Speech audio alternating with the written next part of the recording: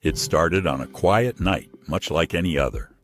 The moon hung low in the sky, its pale light spilling across the empty streets. A faint breeze rustled the trees, and the world seemed at peace. But for some, the darkness hid something terrifying. It's in these moments, under the cover of night, that the unexplainable happens. Welcome to Fright Night Fables.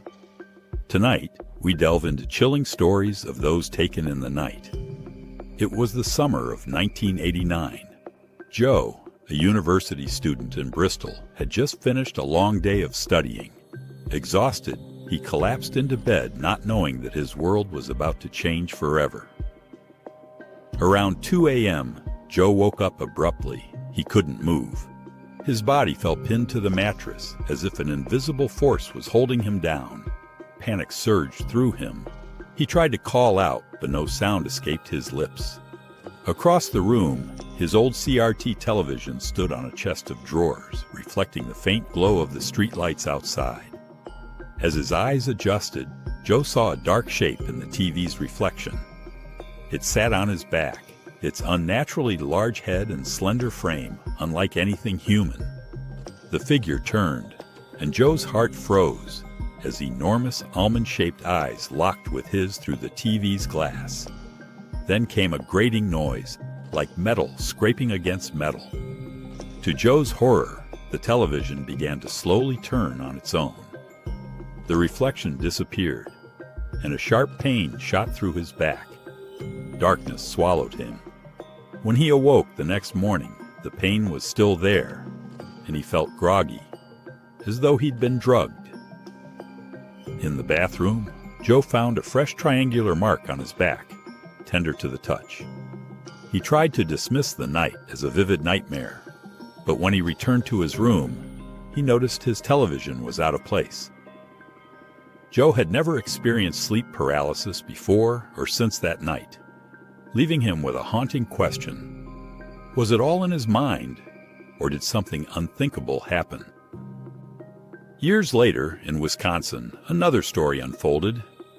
Kevin and his girlfriend, CLA, had been living in their cozy home for months when strange things began to happen. At first, it was small. Pictures falling off walls, items moving when no one was near. Then, they started seeing shadows in the corners of their eyes, small figures that vanished the moment they turned their heads. One evening, they heard a metallic beeping sound, but it wasn't coming from outside. Kevin swore it was in his head, as though the sound was resonating deep within his brain. CLA heard it too. Their dogs, however, didn't react at all. That night, both of them experienced vivid, unsettling dreams. CLA woke with a tender, sore patch on her stomach, while Kevin couldn't shake a lingering unease. Kevin eventually sought help from a hypnotherapist, and under regression, a chilling memory surfaced. He remembered waking in the middle of the night, paralyzed. A black silhouette stood at the end of the bed, and CLA was nowhere to be seen. In his peripheral vision, he saw another figure dragging CLA, floating towards the door. Kevin tried to scream but couldn't. The last thing he remembered was a blurry gray face staring into his own, before everything went black. These stories aren't isolated. Across the world, countless others report similar experiences. Paralysis, strange beings, and marks left on their bodies. Skeptics point to sleep paralysis, a condition where the mind wakes up while the body remains locked in sleep. But how do you explain the physical evidence? The scars? The moved objects? And what about the memories? Could it all be just vivid dreams?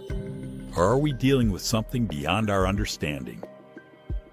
Some researchers suggest these beings might not be from outer space, but from another dimension.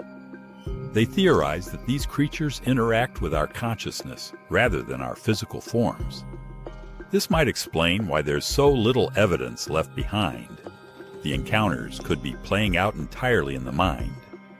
Yet, the emotional and psychological scars left on victims feel all too real. So, what do you think? Are these tales the result of overactive imaginations and disrupted sleep, or are they evidence of something more sinister? As the night falls and the world grows quiet, remember, sometimes the darkness hides more than just shadows. Thank you for joining us on Fright Night Fables. If you enjoyed this story, don't forget to like, subscribe, and share your thoughts in the comments below. Until next time, sleep tight and don't let the night take you.